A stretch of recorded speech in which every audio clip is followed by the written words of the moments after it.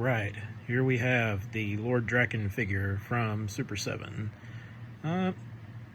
Just like all the Super 7 figures, it comes in this 7-inch scale. This one's a little bit more muscular because it's based on a comic book character where, you know, obviously they enhance the muscles and all that. You know, they exaggerate things more than they do on the show. This one's kind of reminiscent of the Bandai Legacy figure. That's what it kind of reminds me of, because they had one that looked very similar to this. He did come with a lot of hand accessories. I've still just got the ones that came on him with the fist. But he did come with all of these different gripping hands and just figure hands. He does have the what's referred to as the black dragon that he would say when he would morph in the comics. So it did come with the morpher. I'm leaving it in there because I don't want to lose it. He did come with a battle damaged Red Ranger helmet. And it does have the peg hole in there, so technically you could put this on your Red Ranger figure if you have the Super 7 Red Ranger. They did a pretty good job on the visor and everything. I think it looks good.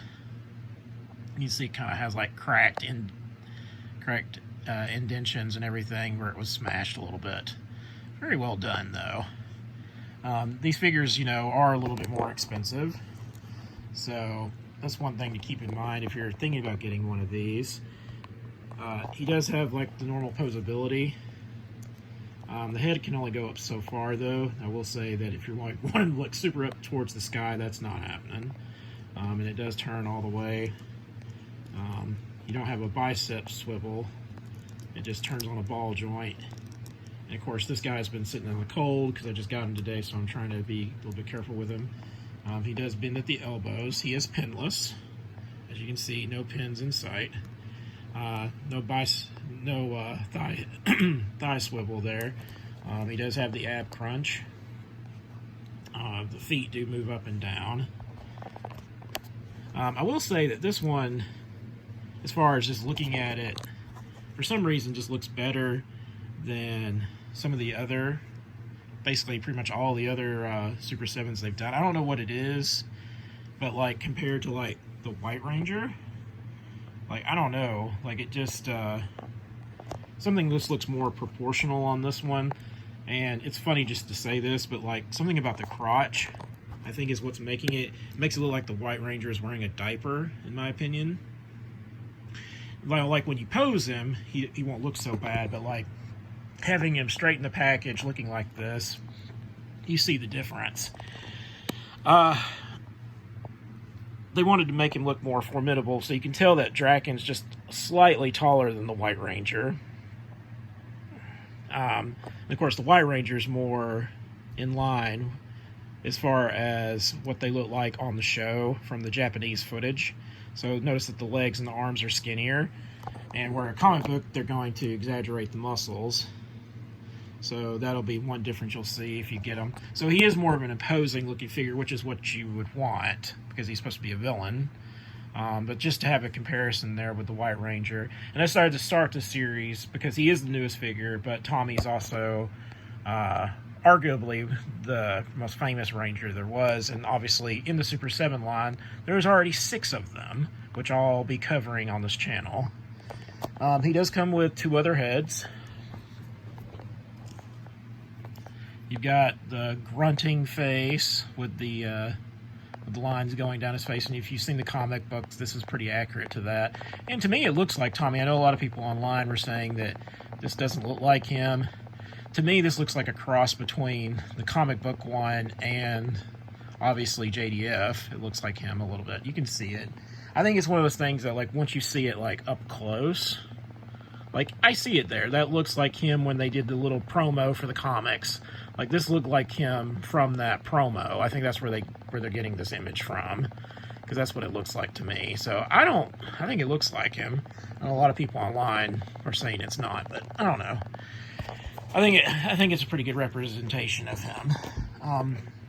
As far as like weapons goes, he does come with the damaged Saba without the head, and I noticed a lot of people who are not familiar with the comics won't know why that is, but he does break the head off a Saba, and that's the reason why like the gold colors on here are so dull. They look more silver. On the phone they are coming up as you get closer to it, it does look gold, but if you pull away it starts to look more silver. He does come with the dragon dagger, which they painted really nicely. I thought they did a really good job on that. Just to compare Saba to the White Ranger one, and I've still got it in the package here. See, the colors are much more gold, and you've got different like Saba heads. That's the reason why on this one you've noticed the Saba head's missing. And I'll be reviewing this guy in the video after this one. But that's just the difference between the Sabas.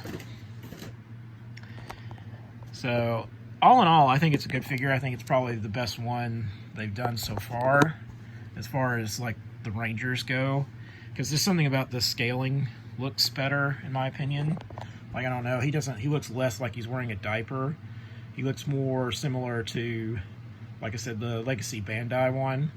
And he looks similar to the Hasbro one that also got released. So this looks more proportional in my opinion, which is nice. But he is, like I said, he is slightly taller. But all in all, good figure. These are more expensive, so if it's not in your budget, I wouldn't bother with this figure. And I am recording this on the phone and holding it, so this is, forgive me for that. I'm going to have to get a different tripod than the one that I had, so we'll be getting that shortly. But for these first videos, these will be very guerrilla shot videos. But remember to like, share, subscribe, hit the bell notification for when the next video drops. Leave me a comment. What did you think of this Drakkon figure? Are you going to pick it up, or have you already got it? What are your thoughts on it? And as always, thank you for watching.